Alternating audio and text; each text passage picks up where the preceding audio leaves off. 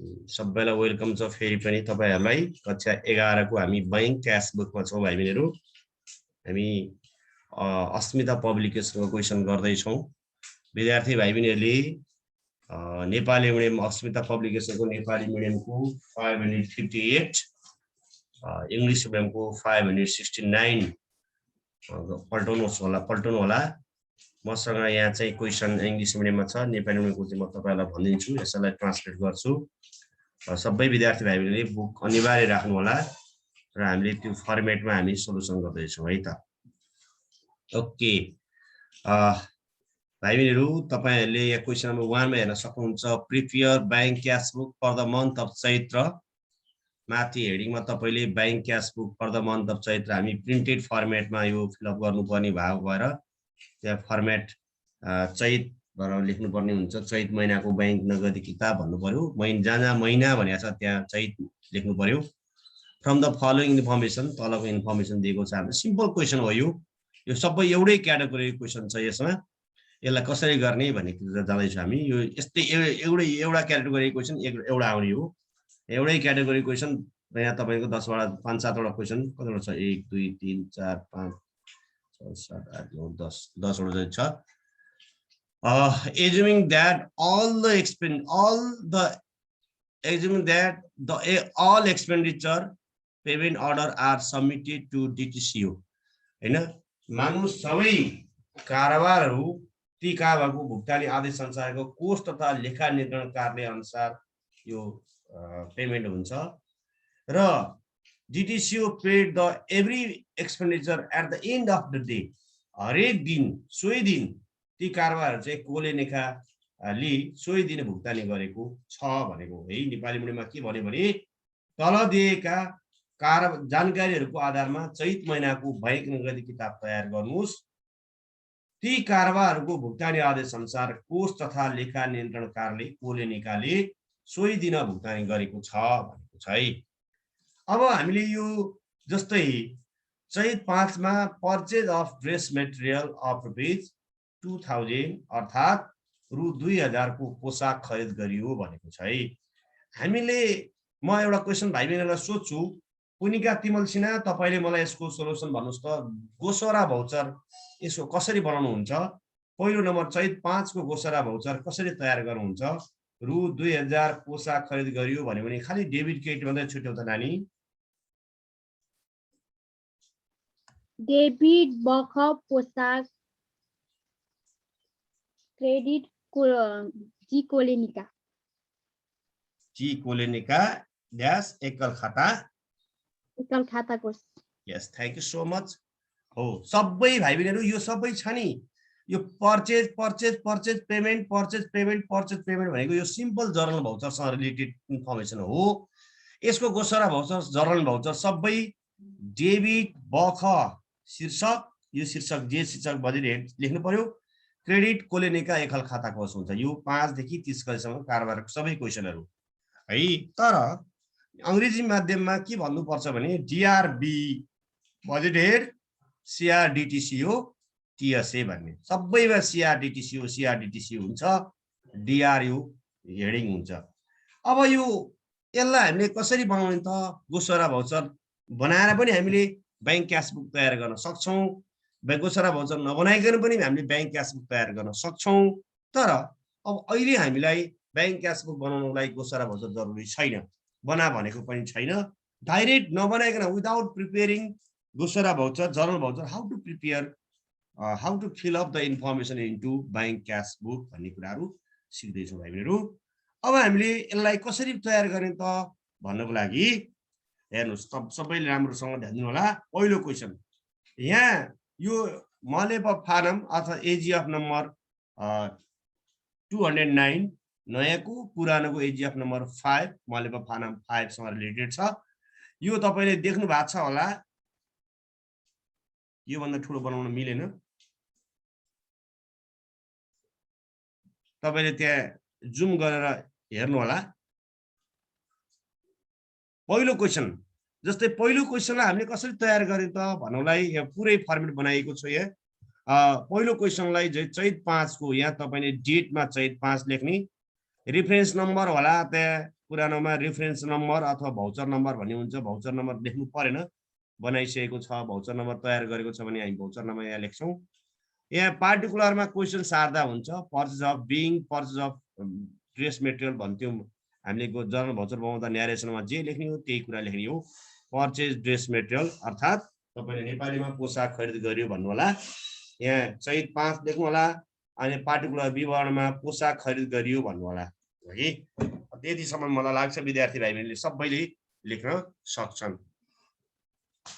अब पोसाक खरिद गरियो भनेपछि अब हामीले चढाउने भनेको यहाँ हेर्नु, जहाँ मैले डेबिट क्रेडिटको कुराहरू, क्यास ब्यालेन्स, बैंक क्यास बुकमा 5 वटा खाता हुन्छ भनेको छौँ हामीले होइन, नगद खाता, बैंक खाता, बजेट खर्च खाता होइन, पेस्की खाता र विविध खाता हुन्छ भनेर भनेका छौँ।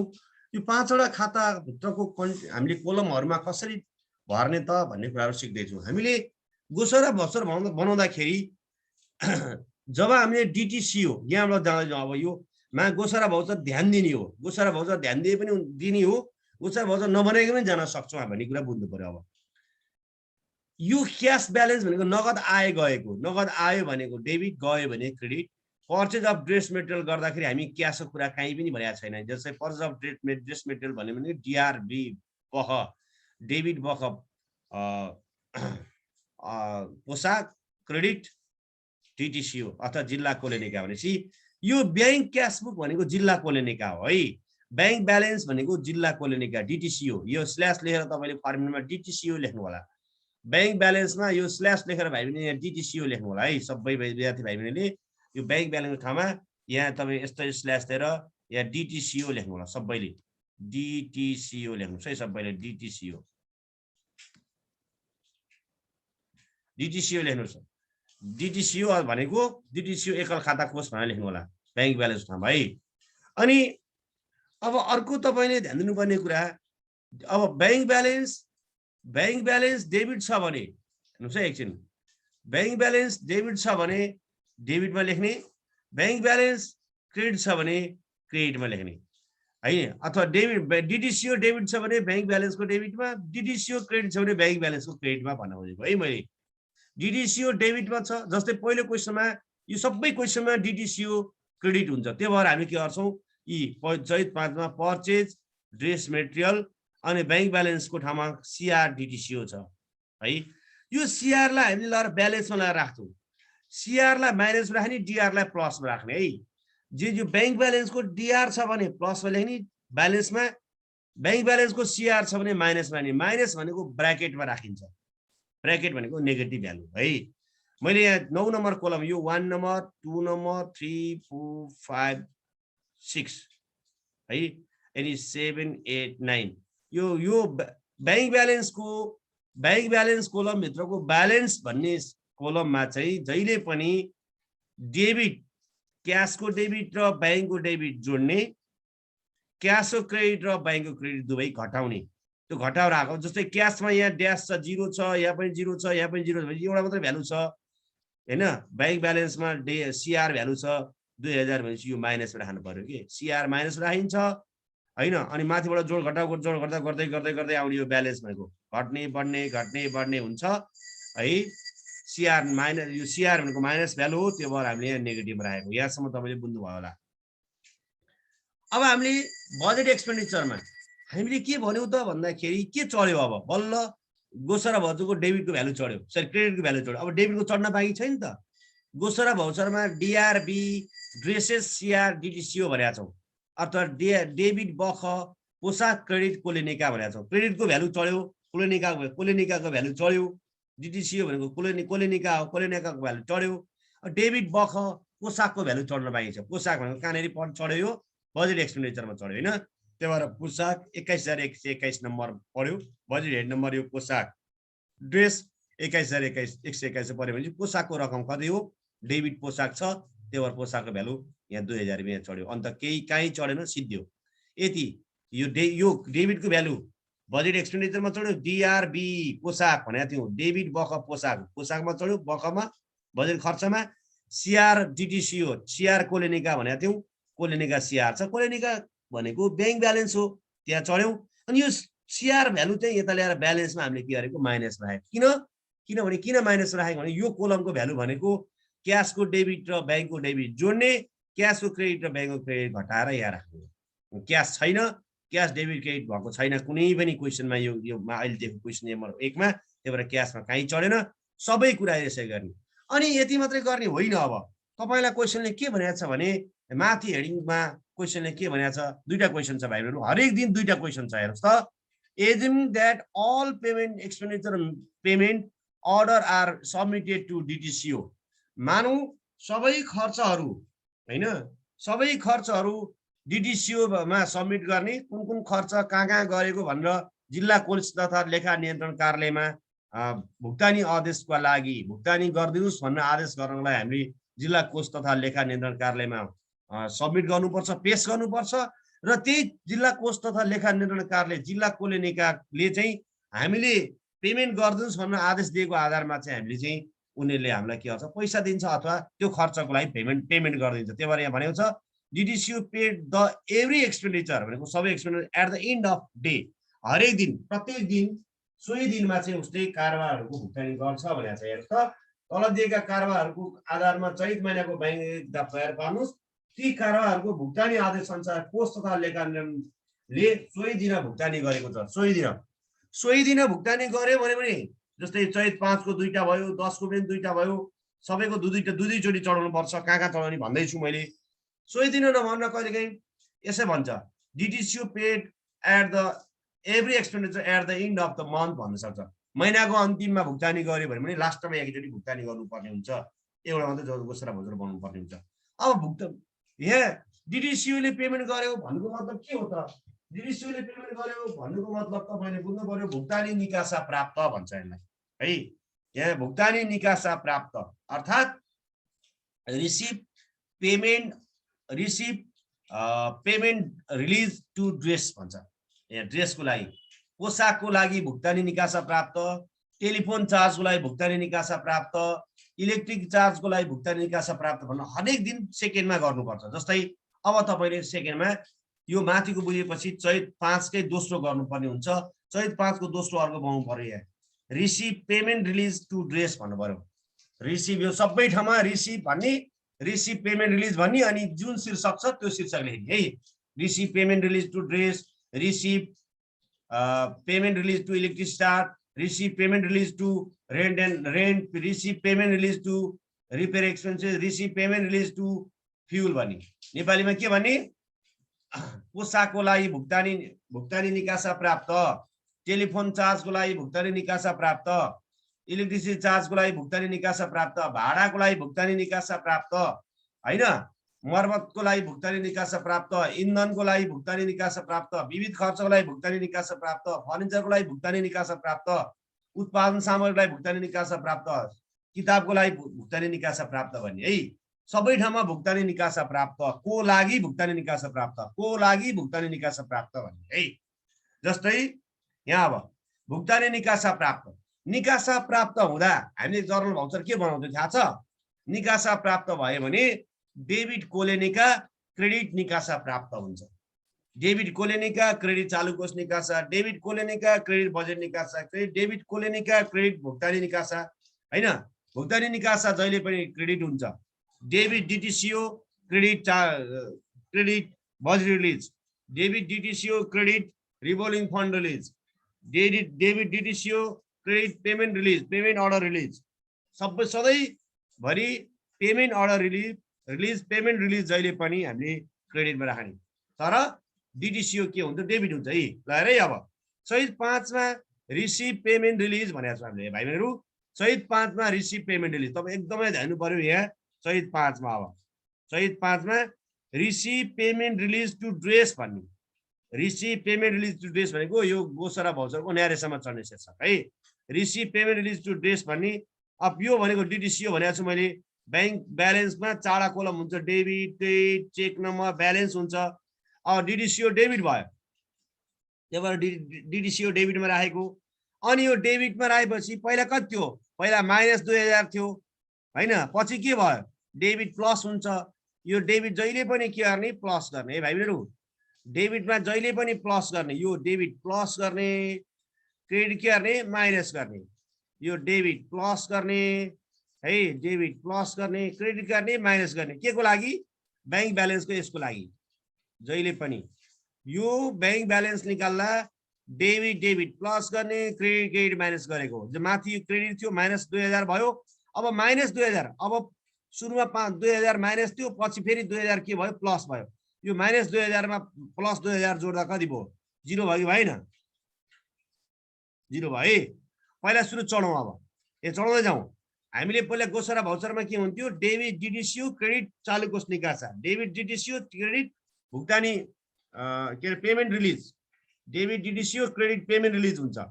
अब क्रेडिट डेबिट डिडिसियु को डेबिटमा चढाइहाल्यौँ, बैंक ब्यालेन्सको डेबिटमा चढाइहाल्यौँ। Credit DDCU sorry credit payment release, credit payment release to dress हैन, credit payment release to dress भनेको यो क्याशमा चढेन, यो payment release to dress. Budget निकासा भुक्तानी निकासा भनेको बजेट खर्चमा पनि चढेन, पेस्केमा पनि चढ्दैन, सिधै कहाँ चढ्छ अब विविधमा जान्छ। यी विविधको कता चढ्यो है क्रेडिटमा चढ्यो है, यो विविधको क्रेडिटमा चढ्यो। बजेट रिलिजहरू सहिले पनि कहाँ जान्छ विविधमा जान्छ, यो शीर्षकमा जान्छ विविधमा। कुरा बुझ्यौ, विविधको क्रेडिटमा। यी डेबिटको डेबिट कोलेनिका जिल्ला कोलेनिका, क्रेडिट भुक्तानी निकासा, डेबिट जिल्ला कोलेनिकाको बैंकको डेबिटमा चढाएको, क्रेडिट भुक्तानी निकासाको क्रेडिटमा चढाएको। कुरा बुझ्यौ, यसम्म दुईटा कुरा बुझ्यो बुझिदिनु होला। 1 नम्बर क्वेशनलाई हामीले यसरी गराएको, 1 नम्बर क्वेशनलाई गराएको तरिका तपाईले बुझ्नुभयो। रेस्पोन्स दिनु त। बुझे सर। हामीले हरेक दिन दुईटा जर्नल, किन दुईटा जर्नल बनाएको, किन दुईचोटि चढाएको होला, एकैचोटि एउटै डेटलाई दुईचोटि किन चढाएको होला, क्वेशनले भन्या भएर। कहाँनेरि भनेको छ क्वेशनले, क्वेशनले कहाँनेरि भनेको छ, यहाँनेरि भनेको छ at the end of each day भनेको छ, every expenditure at the end of day भनेको छ। हेर्नुहोस् त भाइहरू हो, हेर्नुहोस् त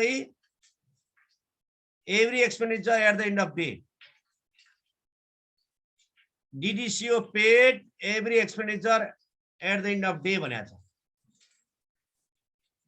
कुरा बुझ्यो बुझेनौ, त्यही भएर हामीले यो दुईचोटि चढाएको। अब कहिले तपाईँलाई at the end of month भन्यो भने यो सबै चढाउने, लास्टमा चढाउने, यो कुरा सेकेन्डको चैत 5 को दोस्रो कुरा चाहिँ लास्टमा एकैचोटि चढाउने, त्यो कुराहरू पनि छ। त्यो कुराहरूलाई तपाईँले प्र्याक्टिस गर्नु पर्यो। कुरा बुझ्यो बुझेनौ।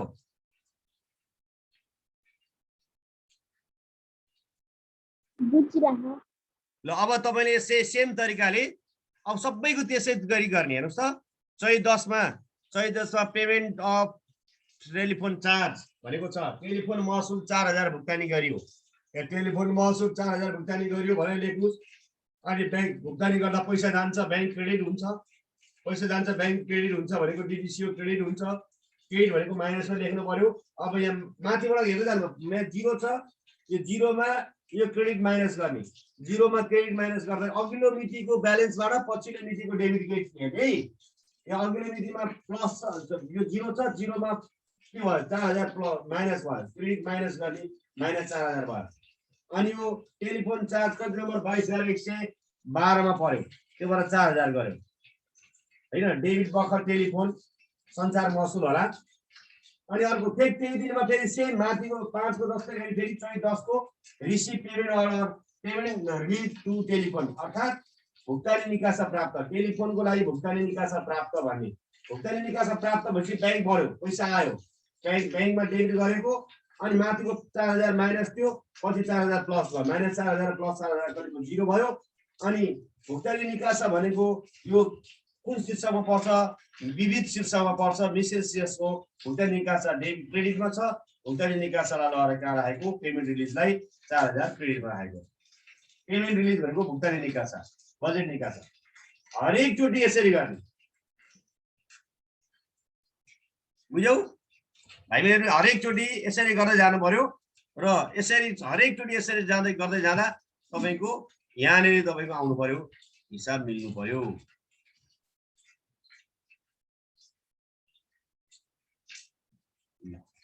यतिसम्म कपी गर्नु होला स्क्रिनशट गर्नुस् सबैले यतापट्टिको स्क्रिनशट गर्नुस् गरेको छैन भने स्क्रिनशट गर्नु होला है यो 1 नम्बरको सोलुसन भयो स्क्रिनशट गर्नुस् 1 नम्बरको सोलुसन यसमा अर्को पनि छ बाँकी यो पनि स्क्रिनशट गर्नुस्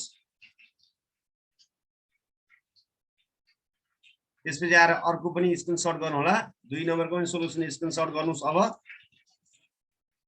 2 नम्बरको स्क्रिनशट गर्नुस् गर्नुभयो 3टा क्वेशन दिन्छु 1 2 3 दिन्छु 3 नम्बरको पनि स्क्रिनशट गर्नुस्